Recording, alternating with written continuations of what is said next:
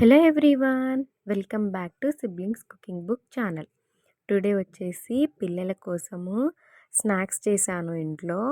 And ఇంకా ఈ easy snacks ఎలా చేయాలో చూద్దాం. మీరు చూస్తుంటేనే అర్థమైపోయి ఉండొచ్చు నేను ఎగ్ పఫ్ చేస్తున్నానని. సో ప్రాసెస్ అయితే సింపుల్గానే ఉంది, కాకపోతే కొంచెం కష్టంగా ఉంది అండ్ ట్రిక్కీ కూడా. ఎలా చేయాలో చూసేద్దాం రండి. అండ్ సండే పిల్లలు ఇంట్లో ఉంటే వాళ్ళ కోసం తప్పకుండా స్నాక్స్ చేయాలి, లేదంటే అంతే అల్లరి చేసేస్తారు. అండ్ ఇంకా ఏం లేదు, ప్రాసెస్లోకి వచ్చేసరికి ఒక బౌల్ తీసేసుకొని నేను ఇక్కడ మైదా పిండి ప్లస్ గోధుమ పిండి రెండు కలుపుకున్నాను. మంచిగా చపాతీలకి ఎలా మనం కలుపుకుంటా అలా కలుపుకొని పక్కన పెట్టేసేయండి 1 అవర్. ఆలోపు ఎన్ని ఎగ్ పఫ్స్ కావాలో అన్ని ఎగ్స్ ఉడికించుకోవాలి. ఒక ఎగ్ వచ్చేసి 2 ఎగ్ పఫ్స్ అవుతాయి. సో నేను ఇక్కడ 4 గుడ్లు ఉడికించుకున్నాను. గుడ్లు ఉడికేలోపు ఇంకొక ప్యాన్ తీసేసుకొని అది కొద్దిగా హీట్ అయ్యాక ఆయిల్ వేసేసి జీలకర్ర వేసేసి అండ్ ఇంకా హీట్ అయ్యాక చిటపటలాడాక జీలకర్ర ఆవాలు దాంట్లోనే ఒక 3 ఆనియన్స్ తీసేసుకొని చాలా సన్నగా కట్ చేసేసుకొని యాడ్ చేసేసుకొని దాంట్లోనే కరివేపాకు పచ్చిమిర్చి యాడ్ చేసేసుకొని అండ్ ఇంకా ఆనియన్స్ని మగ్గించుకోవాలి. ఆనియన్స్ కొద్దిగా మగ్గాక దాంట్లోనే సాల్ట్ యాడ్ చేసేసుకొని కారం ఇంకా పసుపు లైట్గా యాడ్ చేసేసుకొని ఆనియన్స్ని బాగా ఉడికించుకోవాలి, లైక్ మగ్గించుకోవాలి. ఎక్కువగా ఉడికించాల్సిన ప్రాసెస్ ఏం లేదు. అండ్ ఇంకా చికెన్ మసాలా ఏదైనా గరం మసాలా ఉంటే టేస్టీగా యాడ్ చేసేసుకోవచ్చు ఈ రెసిపీకి. నేను ఇక్కడ జీరా పౌడర్ కొద్దిగా ధనియా పౌడర్ కొద్దిగా చికెన్ మసాలాని యాడ్ చేసేసుకొని ఆనియన్స్ని బాగా మగ్గించుకున్నాను. అండ్ ఇంకా ఆ రెసిపీ అయిపోయినట్టే ఆనియన్ కర్రీ.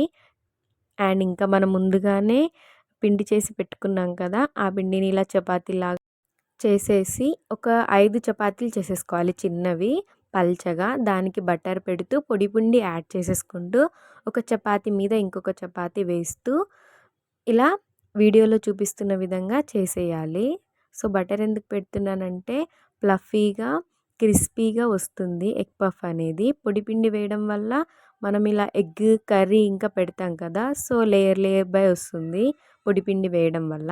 అండ్ ఇంకా ముందుగానే ప్రిపేర్ చేసి పెట్టుకున్న ఆనియన్ కర్రీ ఇంకా ఉడికించి పెట్టుకున్న గుడ్లని 1 ఎగ్లో 2 కట్ చేసేసి ఇలా హాఫ్ ఎగ్ మాత్రమే వేసుకోవాలి ఎగ్ పఫ్లో. అండ్ ఇంకా చూపిస్తున్న విధంగా ఇలా లేయర్ పెట్టేసుకోవాలి. ఇలా లేయర్ పెట్టడం వల్ల మంచిగా ఫ్లఫీగా క్రిస్పీగా టేస్టీగా అచ్చం రెస్టారెంట్స్లో ఇంకా బేకరీలో చేస్తున్న విధంగా వస్తుంది ఇలా చేయడం ద్వారా. సో ఇలా వీడియోలో చూపిస్తున్న విధంగా ఎగ్ పెట్టేసి కర్రీ పెట్టేసి ఇలా చేసేసుకుంటే ఈ షేప్ వస్తే చాలు. అండ్ ఇంకా ఒక కడాయి పెట్టేసి దాంట్లో కొద్దిగా ఆయిల్ యాడ్ చేసేసి ఆయిల్ కొంచెం బాగా హీట్ అయ్యాక ఫ్లేమ్ని లో చేసేసి మనం ముందుగానే ప్రిపేర్ చేసుకున్న పఫ్ని తెచ్చేసి ఆయిల్లో ఫ్రై చేసేసుకోవాలి. లేదు మన దగ్గర ఓవెన్ ఉందనుకుంటే ఓవెన్లో బేకింగ్కి కూడా పెట్టేయచ్చు. సో మా ఇంట్లో ఓవెన్ లేదు, నేను ఇలా ఫ్రై చేసేసుకున్నాను అప్పటికప్పుడు. అండ్ ఇంకా ఈజీ ప్రాసెస్, నాకు ఇది చేయడానికి 1 అవర్ పట్టింది అంతే. ఇంకా పిల్లల కోసం Sunday quick and easy recipe. చూస్తున్నారు కదా ఎంత క్రిస్పీగా టేస్టీగా వచ్చాయో.